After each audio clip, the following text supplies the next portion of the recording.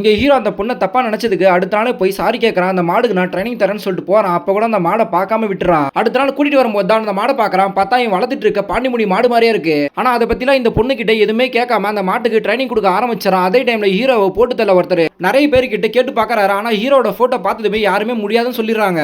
அப்ப ஒருத்தர் கிட்ட கேட்கும்போது இது என்னால முடியாது, அந்த குடும்பத்துக்கே ஒருத்தன் பகையாலே இருக்க, அவங்க கிட்ட சொல்லி எல்லாமே செஞ்சு முடிப்பாருன்னு சொல்லிட்டு அவங்க கிட்ட கூட்டிட்டு போறாங்க. ஆக்சுவலா ஒரு நாள் திருவாலை இவர் சொந்தக்கார பையன் கலாட்டா பண்ணிட்டு இருப்பான். அதை எதிர்த்து பேசின ஹீரோட அப்பாவை அடிக்க வருவான். அதை பார்த்த ஹீரோ அவரை அடிச்சிடறான். அப்ப பின்னாடி தடுக்க வந்த இவரை யாரும் கூட பார்க்காம ஹீரோ அடிச்சதுல ஒரு வேஸ்ட் அங்கேயே அவுந்துக்குது. அதனால ஹீரோவை பழி வாங்கணும்னு சொல்லிட்டு முடிவெடுக்கிறார். இப்ப இவர் வந்ததுல இவரே கேஸ் எடுத்துக்கிறேன்னு சொல்லிட்டு சொல்றாரு. அதை கேட்டதுமே நீங்க எதுக்கு பழி வாங்கணும்னு சொல்லிட்டு கேட்கும்போது தான் ஆக்சுவலா அவங்க பையன் ஒரு பொண்ணை லவ் பண்ணுவான். ஆனா அந்த பொண்ணு லவ் பண்ணலன்னு சொல்லி கஞ்சாலாம் அடிச்சுக்கிட்டு அந்த பொண்ணை போட்டு தள்ளுவோன்னு சொல்லிட்டு மிரட்டி இருப்பான். ஆனா ஹீரோ இது தெரிஞ்சதுமே அந்த பையனை போலீஸ்க்குள்ள பிடிச்சு கொடுத்துறாரு. இது தெரிஞ்சதுமே ஹீரோட அப்பா கிட்ட போய் கேட்டு பாக்குறாரு. ஆனா இவர் இப்படி ஒரு தண்டனை அனுபவிச்சாதான் அவன் பையன் திருந்துவான்னு சொல்லிட்டு விட்டுறாரு. ஆனா அடுத்த நாளே அந்த பையன் இறந்து போறான். சோ இப்போ நீங்க அவனை ஃபாலோ பண்ணி எங்க போறான்னு சொல்லிட்டு சொல்லுங்க, நேரம் வரும்போது கண்டிப்பா அவனை போட்டு தள்ளுவோன்னு சொல்லிட்டு அனுப்பி விடுறாங்க. அப்ப மாடுக்கு ட்ரைனிங் கொடுக்கும்போது ஹீரோவை இந்த பொண்ணை லவ் பண்ண ஆரம்பிச்சு ஒரு நாள் மீட் பண்ணணும்னு சொல்லிட்டு படித்துறைக்கு வர சொல்றாங்க. சோ ஹீரோவை அந்த பொண்ணை பாக்கிறதுக்காக தனியா வர, அதை யூஸ் பண்ணி அவனுக்கு இன்ஃபார்ம் பண்ணிடுறாங்க. அவனுக்கு ஆளுங்களாம் வந்து ஹீரோவை போட்டு தள்ள ட்ரை பண்றாங்க. அப்ப இந்த பொண்ணையுமே போட்டு தள்ளும் போது இவன் எப்படியாச்சும் காப்பாத்திடுறான். அப்பன்னு பார்த்து இந்த பொண்ணு அவங்க மாடு கிட்ட ஹீரோவை குத்த சொல்றான். அதே டைம்ல இவங்க அப்பா அந்த பொண்ணை பத்தி விசாரிக்க சொல்லுவாரு. விசாரிச்சு பார்த்ததுல ஹீரோயின் ரத்னவேலோட வைஃபோட தங்கச்சின்ற உண்மை தெரிய வருது.